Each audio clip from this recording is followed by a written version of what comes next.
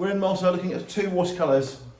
These are painted by ANDREA Vasari, who was Italian, who lived from 1873 to 1962. So he was painting for the local market, and he was painting for the tourist holidaymaker market as well. And I noticed this painter this year in England for sale in a couple of auctions. I bought two pictures by chance for sale in the same few weeks, but miles apart. I thought they were nice pictures. I'll try and explain to you why I like them. So you'll see the colours of the watercolour are muted and faded, but they're not so faint that it is unpleasant or unusable. And this artist has got a knack. You can see with the tree, he's got a sort of style and a knack and a method of getting these things made. So you'll notice this tree, and you'll see that in paintings 500 years old as well. You'll see Saint Sebastian tied to that tree from early pictures, for example. You'll see that in Saint-Tropez in 1930s Impressionist pictures. You'll see that tree in an English picture from the 1700s, for example. So the tree is a formulaic device which frames the image. You've got the blues, the reflection, the water, the mountains, the sky, using the blue as a distance colour. And he's got some interesting subjects. You've got an Italian village by a lake up in the mountains in the Alps, and beautiful signature, A. Vasari. Very legible and nice to see that sort of signature. The frame is a frame from around, well, I'll check the frame.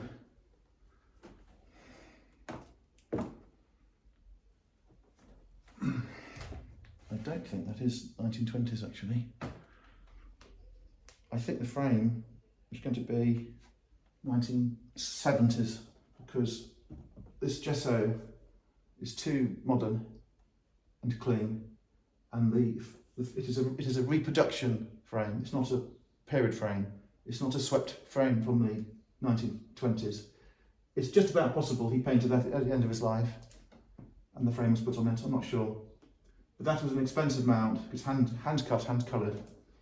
And it was an expensive frame, though it's a slightly cheesy frame. You've got Queen Anne scallops on it, which don't really look right, Rococo-ish. But it's a nice frame, nevertheless. And we will repair that, I think, because that's an expensive frame. And does quite a good job. It's a big watercolour. It's a pleasant, marketable scene. It's in good condition, it's flat, and the colours are still 80% there. This one is smaller. This frame will probably be the original frame. It is a frame from the 1920s or 30s. It's plywood. It is oak, and that's what's happened here. Is this person has sold this picture without a frame in Italy to a holidaymaker. Come back to England. This is an English frame, and it was a very ordinary frame in its day, and it's still an ordinary frame now. But because it's adequate, I'll leave it in that frame. Nice clear signature on the other side. I think it's a monastery. I don't think it's a fortress. You've got the sea here.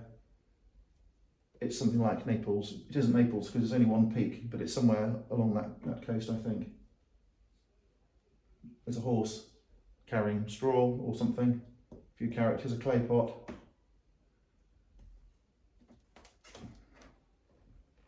You could say it's a furnishings picture if you wanted to. You could say it's a touristic picture if you want to, but it's a nice picture. And these are low price watercolours to buy.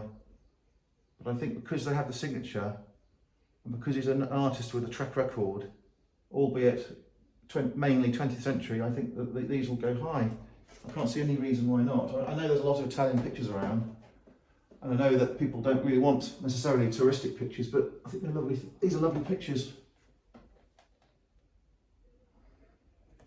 I don't know how the Maltese market will take them and receive them, but there are other buyers in Malta other than local Maltese people.